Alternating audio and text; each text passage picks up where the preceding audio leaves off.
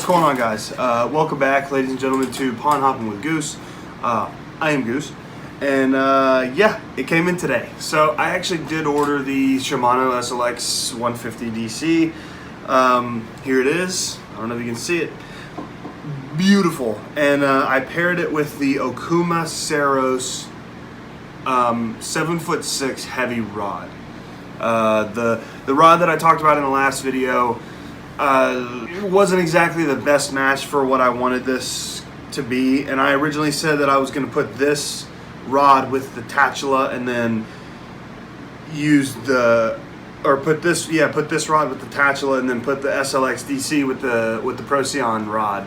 But now that I'm thinking about it, I would rather have this rod. Is super versatile for a heavy rod. It's a quarter ounce to a whole ounce lure weight on the rod, and then also the line weight is 12 to 25 pound test on this rod. So this rod and reel, I think, will be the better choice for me for doing swim baits and stuff like that. I think this rod and reel will be. We're gonna see. We're gonna take it out fishing today, only for about 30 minutes though, because I feel like I have about 35% lung capacity. Every time I take a deep breath, it takes me like 3 or 4 or 5 seconds to catch my breath. So yeah, I'm not feeling great. Well, I mean, I feel okay other than that. Other than breathing, you know, I feel fine. Other than not being able to breathe properly, that's cool. But anyway, so 7.2 to 1 gear ratio. Just really quickly, for the brake settings, the braking force can be adjusted by turning the dial. The smaller the number on the dial, the smaller the braking power. Please adjust the brake according to your environment and lure. The brake program is set with a proper bearing condition. Please be aware that if the bearings are in bad condition, such as dirt, oil runout, etc., you may feel the brake too strong. Please clean up and lubricate bearings if you find this condition. So it's basically, there's a knob right here on the side. I'm going to try to zoom in again so you guys can see. So there's a knob right here on the side, which has 4 different settings. Number 1 is for maximum distance in calm conditions. That would be this setting. To my knowledge, that means that it's a free spool.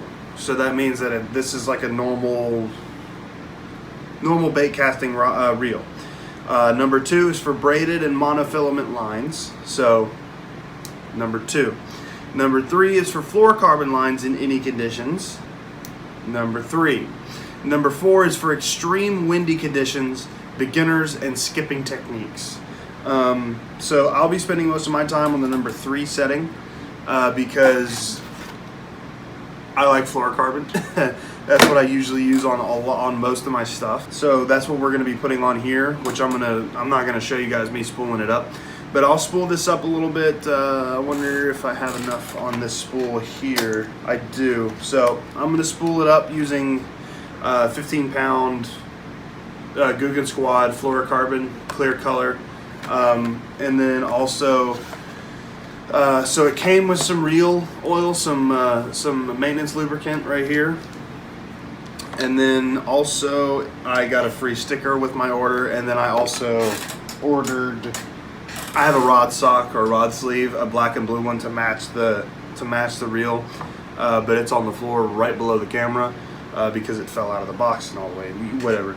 But I'm gonna go spool this thing up, and then I'm gonna show you how I tie my lures on. Every single lure. This is in my opinion, this is the all-in-one knot. I would probably change it if I was trying to go for a double-digit bass. But as far as, I mean, the knot that you're about to see me tie my lure on with is the knot that you have seen me catch all of these fish with, and I have not yet broken off on a single one.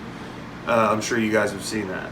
I may have lost fish because I forgot I didn't set the hook hard enough, but even for as hard as I set the hook, I have yet to break off. So I'm going to show you that. I'm going to go ahead and get this thing spooled up. I'm really excited for this, by the way. I'm going to go ahead and get this thing spooled up, and then I'm going to show you how to tie on my lure, and then we're going to go up to the pond for a little bit. All right, peace.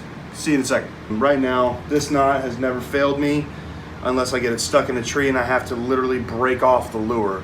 And even then, it breaks the line before it breaks my knot. So Hopefully you guys can see this fluorocarbon here.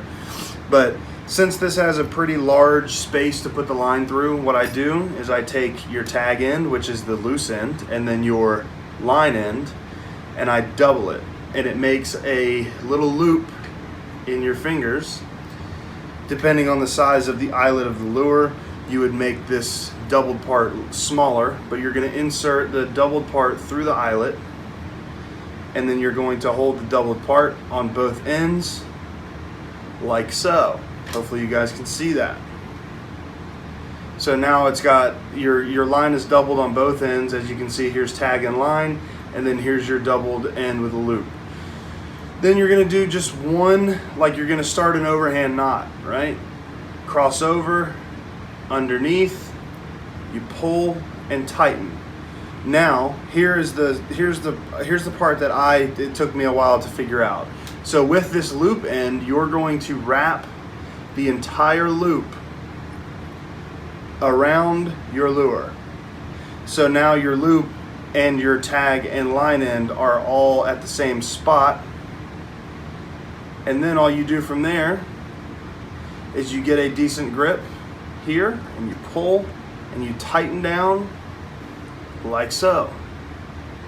Then you take your tag end, you cut it off, you pull a little bit more to make sure it's not slipping, and there you have it. Tied on, ready to go. But anyway, guys, I'll meet you guys up at the pond. See you in a little bit. All right, everybody, welcome to the pond. Here's the Shimano SLX-DC 150H.G. Put to the number 3 setting since I have 15-pound fluorocarbon, and we're going to be using a 5/16 chartreuse and white chatterbait, gold blade, and a Rage Swimmer Pearl Flash trailer. This is going to be my first cast. This is also the Okuma Saros heavy 7'6" rod. Just so I can take a super long cast, I'm going to have to stand here in the corner so I can take as long as a cast as I need to. And here we go. Let's see if we hear the infamous sound.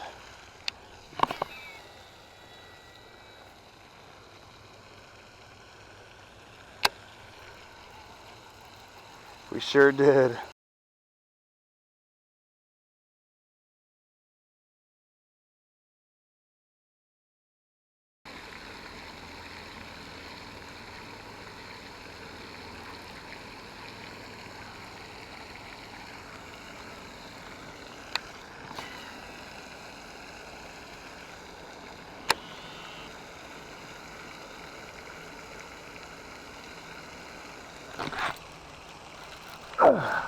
There we go. Decent fish. Stay down, baby. Stay down. Stay down.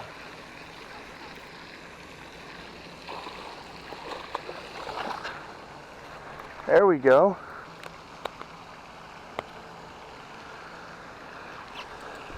It's a good fish. Real good fish. I got a couple of nibbles in that same spot, like right here somewhere. And I just kept throwing pepper in that area and ended up with a good one. Probably 2 pounds, you know, good fish. Smoked it, by the way.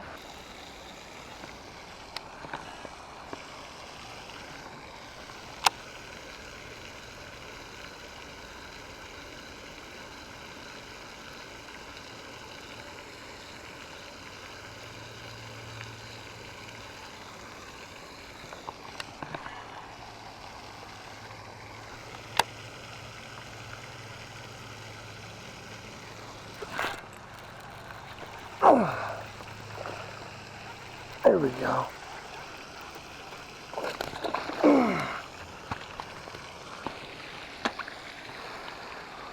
He wanted it, but he set himself off the hook. Sweet.